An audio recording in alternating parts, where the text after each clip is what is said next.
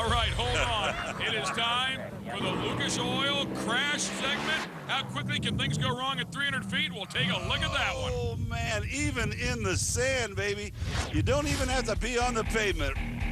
Talk about hook these things up. Carbon fiber paddles on these tires. When they get some bite, man, they shred it. But as you can see, that one got out of shape, stabbed it one more time, and then it really got ugly. One of the things that you could have seen if you watched the right side of the exhaust headers was that baby looked like it was running on no fuel on the right.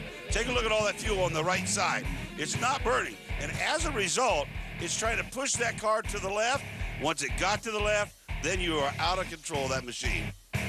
One more look at it here, just rears up a lot of weight on the right side, corrects it, and when he does, of course, it rolls that sidewall over and then eventually catches a bite, just shreds this thing into pieces, rips the front end of the car completely off.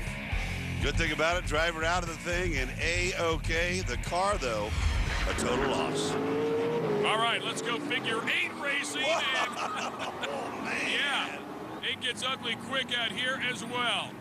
Barefoot Billy out there and was doing a great job, but just gets tagged as he goes through the intersection. Those two red cars were mixing it up on their own, and Barefoot Billy was in the wrong place at the wrong time. We'll watch it again right about now, and he'll get nailed right there in that left quarter panel.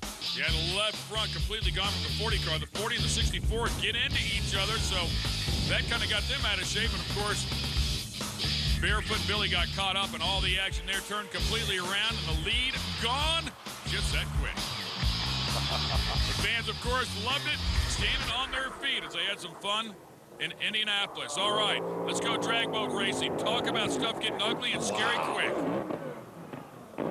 Wow. Those guys take off. It started to chine left to right. They typically get a couple, 2-3 hops, and then they get in big trouble. The supercharged power plant in the back. There's the hop. There's the chine right there, left, right. Stuffs the nose.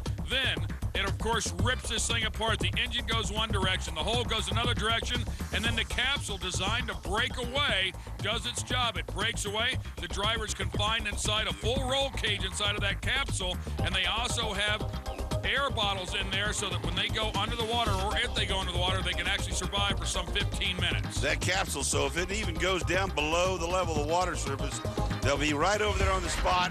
They'll get them out of there, and they'll be A-OK 99% of the time. This is a flat bottom boat. Watch this. Wow.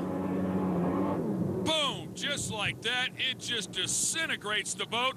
These guys ride on just a couple of inches of the back of the boat when they're at speed. You see that big rear wing. Now, when they leave, they fly the nose. They use a cavitation plate to set that nose back in the water. He does that nicely. That rear wing making about 1,500 pounds of downforce. But then it starts to fly right about there. He checks up, and it stuffs the nose, and boom, that quickly, man, these things get out of shape. The flat bottoms are a scary ride. When they go, they give you no warning.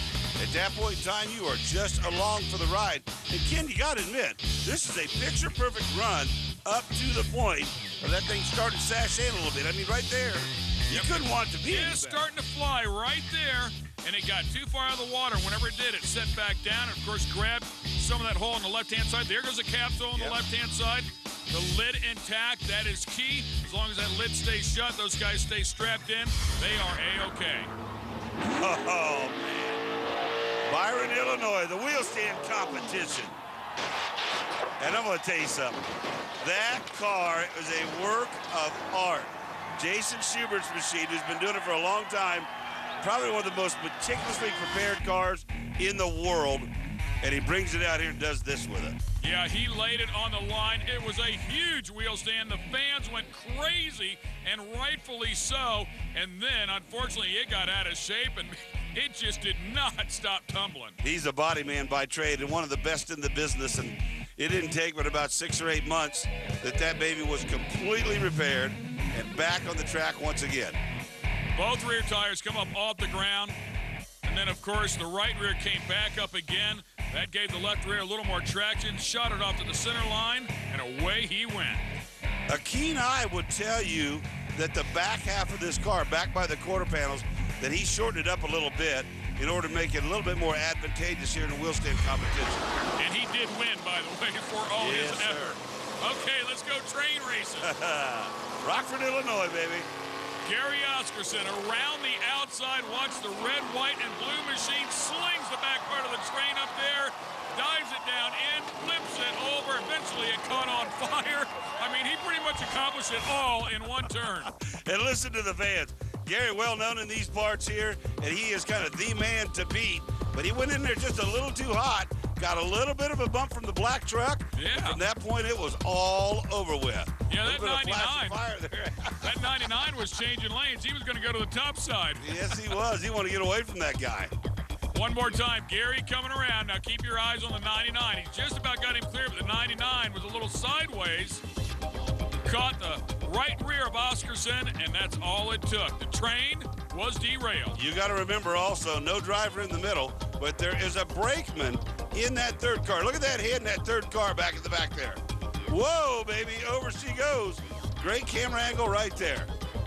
Wild stuff. The fans loved it all.